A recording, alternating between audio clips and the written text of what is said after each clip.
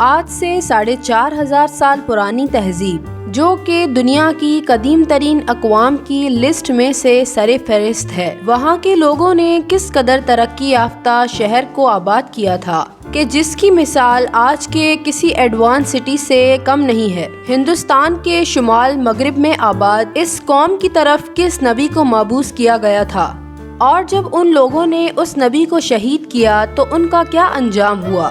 ناظرین، آج کے اس ویڈیو میں ہم موہنجو دڑو کی تہذیب و روایات کے بارے میں جانیں گے، لہٰذا ویڈیو کو اینڈ تک ضرور دیکھیے گا۔ آپ تمام دیکھنے اور سننے والوں کو السلام علیکم۔ آج بھی دنیا کے کونے کونے میں ایسی کھنڈرات موجود ہیں جو کہ اپنی شاندار ہزاروں سال قدیم اپنی شان و شوکت کی گواہی دیتا ہے، جن کی طاقت و قوت، لشکر، صلاحیت اور زمانے کبھی پوری دنیا پر اپنا اثر چھوڑ رہی تھی، لیکن اب نہ وہ اقوام ہیں اور نہ ہی ان کے شاندار علاقے۔ ان اقوام نے فطرت، حادثوں، حملہ آوروں اور تقدیر کے ساتھ ہر لمحہ جنگ لڑی۔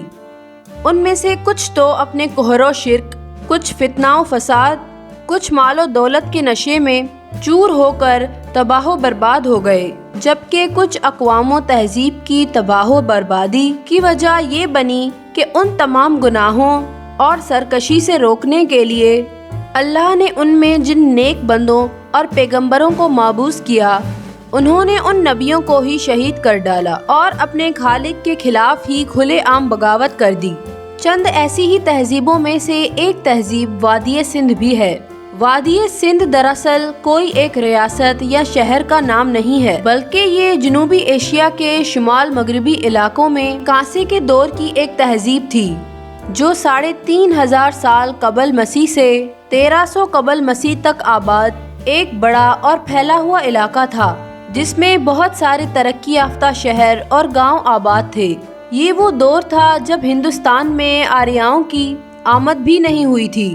وادی سندھ کا بیشتر حصہ پاکستان سے لے کر شمال مشرقی افغانستان اور مغربی ہندوستان تک پھیلا ہوا ہے۔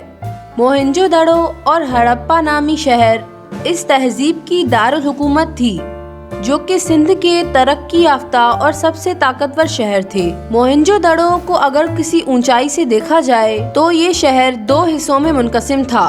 اس کا ایک حصہ اپر سٹی کہلاتا تھا، جس میں ایک طرح کا ایڈمنسٹریشن بلاک تھا، جس میں اسٹوپا، تالاب، عظیم بالا خانہ اور ستونو گالا ہال موجود تھا، اور شہر کا دوسرا حصہ نچلا حصہ کہلاتا تھا، جو کاروباری علاقہ تھا، اور یہاں مکانیں، دکانیں اور گودام وغیرہ موجود تھے۔ تاریخ بتاتی ہے کہ سندھ کا یہ عظیم شہر پورے 1 سال تک بڑی شان و شوکت اور آن بان سے زندہ رہا۔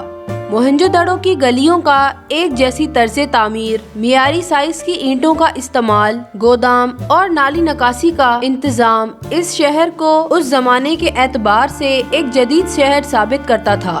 مذہب کے حوالے سے کہا جاتا ہے کہ شاید یہ لوگ بت پرست تھے۔ یہاں سے کھودائی کے دوران ایسے بت ملے ہیں جن پہ عورتیں بنی ہوئی تھیں، جس سے معلوم ہوتا ہے کہ موہنجو دڑو کے لوگ دھرتی ماتا یعنی زمین دیوی کی پوجا کیا کرتے تھے۔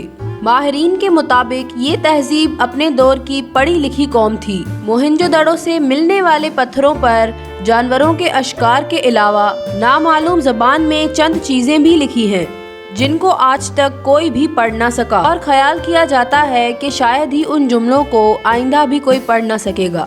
جہاں قرآن مجید میں ایک طرف عاد و سمود، بنی اسرائیل، اہل روم اور اہل فارس جیسے بڑے اقوام کا ذکر ہے، تو وہیں عین ممکن ہو کہ وادی سندھ کی اس بے مثال قوم کا ذکر بھی قرآن مجید میں کہیں موجود ہو، جو دنیا کی قدیم ترین تہذیب میں سر فہرست ہے۔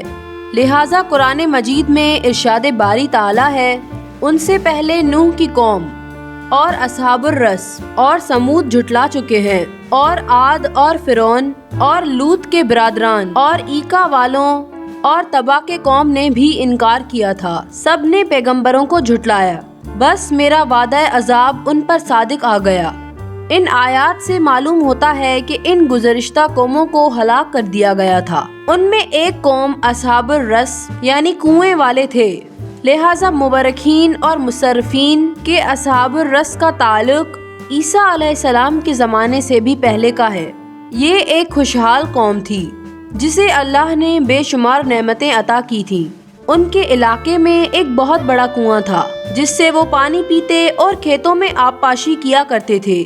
اس کنویں سے پورا شہر پانی پیتا اور اپنے مویشیوں کو بھی پلاتا۔ یہ کنواں ان کے لیے بہت ہی بابرکت تھا۔ اس کنویں کے علاوہ اس علاقے میں کوئی تالاب یا چشمہ وغیرہ موجود نہیں تھا۔ ان کا ایک بادشاہ تھا جو نہایت ہی عدل و انصاف کرنے والا اور نیک انسان تھا۔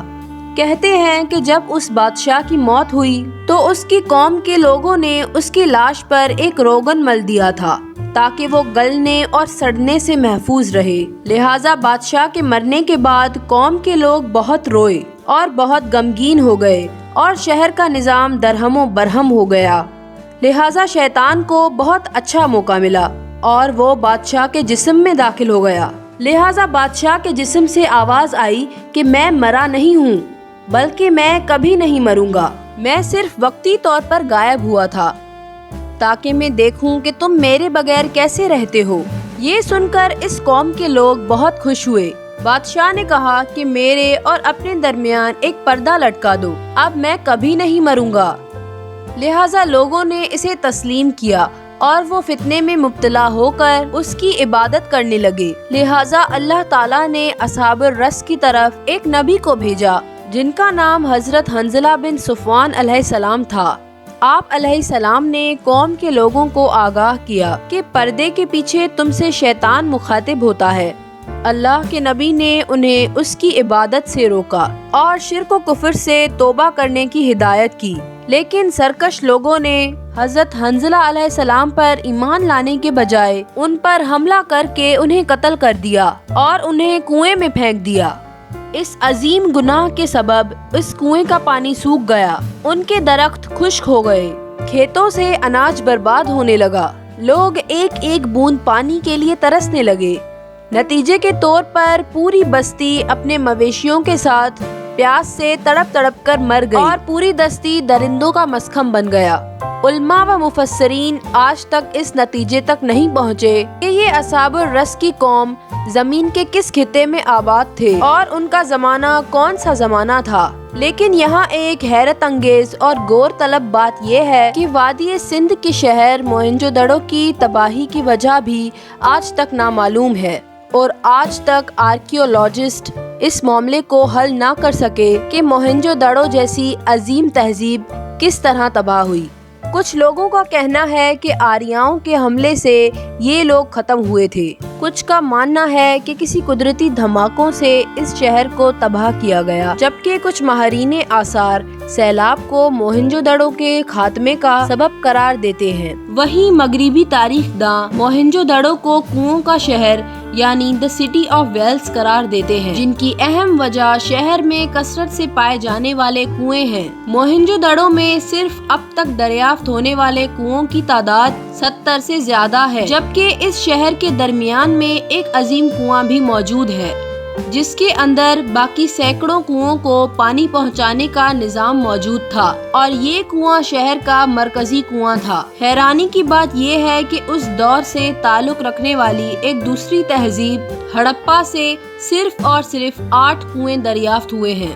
لہٰذا موہنجو دڑو کی بستی اور اصحاب الرس یعنی کنویں والے قوم کے درمیان بہت ساری چیزیں یکساں ہیں، جیسے دونوں تہذیبوں کا ہی کنووں سے تعلق ہونا، بت پرستی اور خوشحالی کے بعد اچانک تباہی۔ دونوں قوموں کا دور ہی حضرت عیسیٰ علیہ السلام کے زمانے سے پہلے کا ہے۔ یہ سب حقائق ہمیں دعوت دیتی ہیں کہ ہم غور کریں کہ کیا اصحاب الرس کی قوم موہنجو دڑو والے لوگ تھے یا پھر کوئی اور تہذیب تھی جس کو دنیا کے سامنے آنا اب بھی باقی ہے۔ اگر یہ دونوں ایک قومیں تھی تو ہمیں اس سے عبرت حاصل کرنی چاہیے اور یہ جان کر ہمارا ایمان مزید مضبوط ہو جانا چاہیے، کیونکہ موہنجو دڑو 20ویں صدی عیسوی میں دریافت ہوا، جبکہ قرآن مجید نے اسے 1400 سال پہلے ہی اصحاب الرس کے نام سے بیان کر دیا تھا۔